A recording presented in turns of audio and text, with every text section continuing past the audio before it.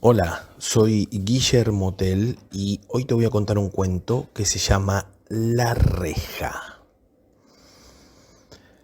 No se lo conté a nadie, ni siquiera a Estela, que es como mi hermana.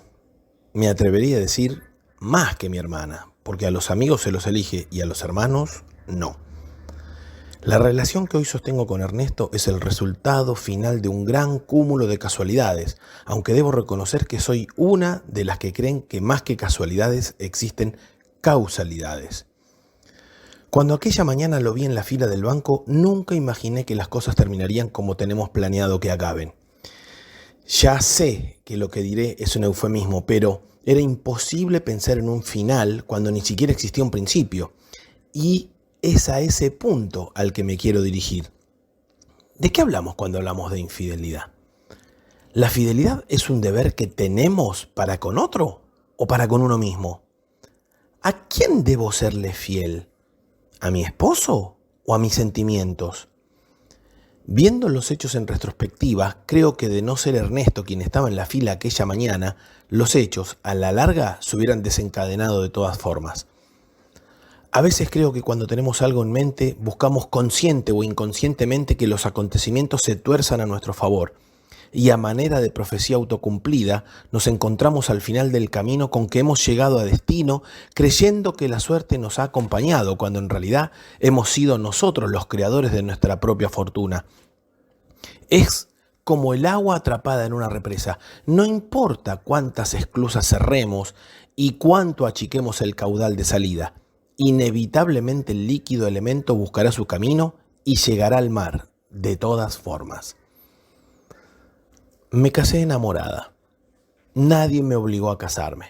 No estaba embarazada, ni Ricardo era el dueño de una enorme fortuna a la cual podría acceder al unirme con él en matrimonio. No, señor.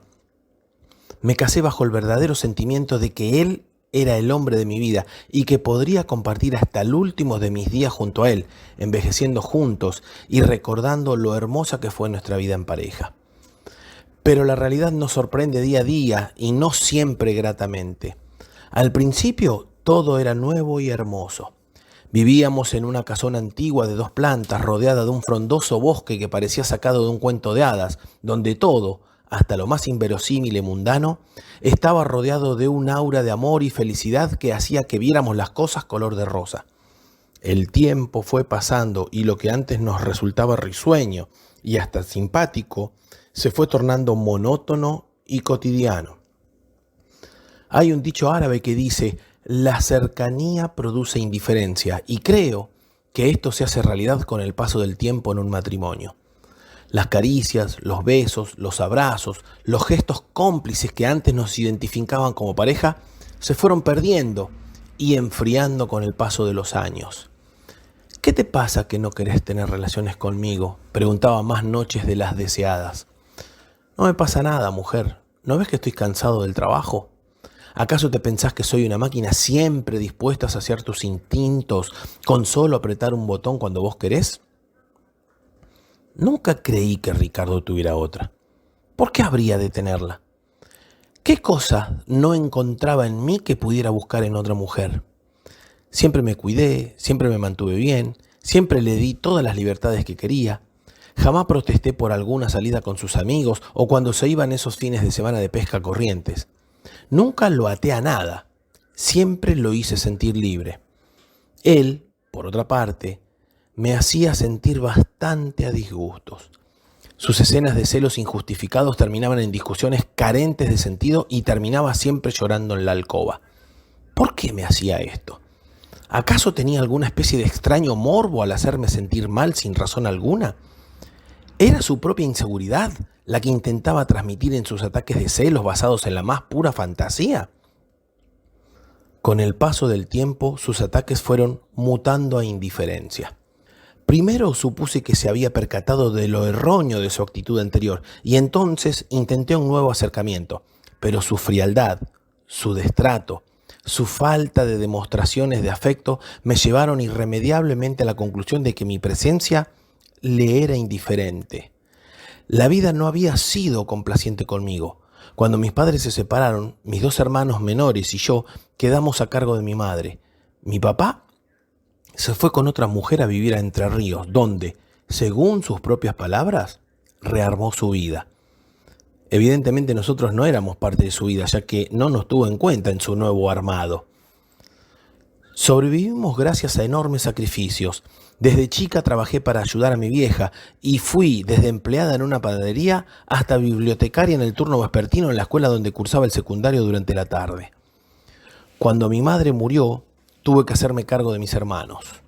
Por suerte, los tres ya éramos relativamente grandes y pudimos afrontar la situación bastante bien. Todos estos avatares me hicieron una mujer de temple.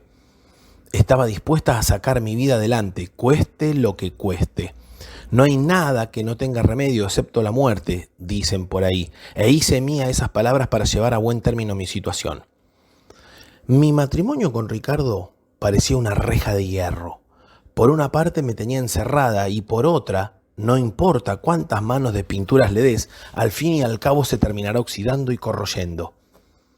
¿Cuándo se acaba el amor y por qué se acaba? ¿Habrá existido realmente amor alguna vez? Estas preguntas, basadas en el razonamiento, carecen de sentido si las aplicamos a los sentimientos, porque estos últimos son solo eso, sensaciones huérfanas de toda racionalidad. Al descubrir que la etapa de enamoramiento había muerto en nuestro matrimonio, no me resigné en absoluto. Conozco muchas parejas que solo permanecen juntas porque les resulta conveniente o en todo caso porque es más cómodo. Considero esto como un doble engaño hacia uno mismo y hacia el otro. Yo, por mi parte, me sentía plena de vida y sexualidad. A mis 40 años no me había resignado a dejar de sentir el fuego de la pasión abrazándome por dentro y por fuera. Aún deseaba sentir los brazos de un hombre apretándome fuerte y haciéndome sentir ese cosquilleo de excitación que estremece el alma y humedece el cuerpo. Necesitaba sentirme deseada, necesitaba saber que en algún lado había un hombre esperándome para hacerme el amor desenfrenadamente una vez, 2 veces, las que fueran necesarias para llegar al agotamiento y al merecido descanso posterior durmiendo a su lado. ¿Y qué tenía en cambio? Un marido que cuando no estaba cansado estaba leyendo sus novelas sentado en su sillón verde junto al ventanal. Realmente estaba muy lejos de saciar mis expectativas. Y me cansé.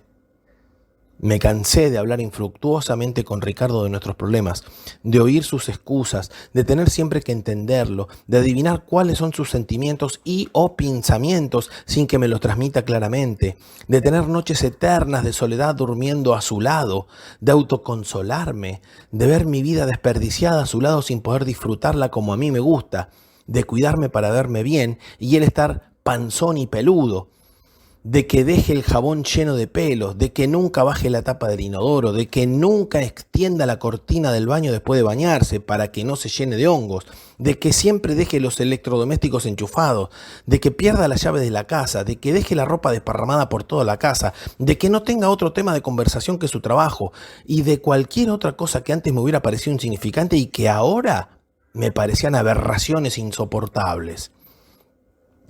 Aquella mañana en la cola del banco, levantarme a Ernesto no fue difícil. De hecho, nunca es difícil para una mujer conseguir hombres. Dice la sabiduría popular que las mujeres cogen cuando quieren, los hombres cuando pueden. Y esa mañana lo demostré fielmente. Reconozco que al principio lo hice solo por despecho. Tanto me celaste con razones infundadas que ahora te voy a dar motivos reales para que me culpes de lo que quieras. Pensé para mí misma. Total, de todas formas, siempre la culpable soy yo, continué filosofando. A Ernesto no le importaba que yo fuera mayor que él. Decía que prefería las cuarentonas a las pendejas, porque las unas tenían amplia experiencia y además, todavía la gravedad no había hecho estrago en sus cuerpos, mientras que las pendejas tienen todo en su lugar. Sí, pero adolecen de la falta de rodaje. En su forma de ver las cosas era preferible la sapiencia al físico. Más vale maña que fuerza. De todas formas, y cualquiera fueran sus motivaciones, yo logré tener la mejor sesión de sexo que había tenido en mi vida, y esto despertó en mí una sensación y una ansia que hasta ese momento nunca había sentido. Lo que empezó como una aventura pasajera terminó siendo una declarada relación de amantes furtivos. Lo peor no es que nosotros mantuviéramos una relación informal, sino que, A pesar de nuestros esfuerzos discrecionales, nuestra aventura era el comentario de la comunidad toda. Y a pesar de que todos lo sabían y todos lo comentaban, Ricardo seguía sin prestarme la más mínima atención. Su actitud indolente me era insoportable. Ya ni siquiera le importaba saber si lo que decían por ahí era cierto. Pero para mí lo peor era que él no se inmutara en absoluto. Era tal su indiferencia que si yo estaba o no, era lo mismo. Si llegaba tarde y con el pelo mojado, tampoco le interesaba. Definitivamente había dejado de existir para él. ¿Por qué? Nunca lo sabré. Pero sí puedo asegurar que esto no va a quedar así. No puedo permitir que Ricardo me haya robado tantos años de mi vida para que de un plumazo se olvide que alguna vez existió una mujer que fue su esposa. No se la va a llevar gratis. Él arruinó mi vida y yo arruinaré la suya. Ayer por la noche, junto con Ernesto, hicimos todos los planes. Creo no haber dejado ningún cabo suelto. Espero que así sea, porque hoy por la mañana le di el cuchillo que guardó entre sus ropas.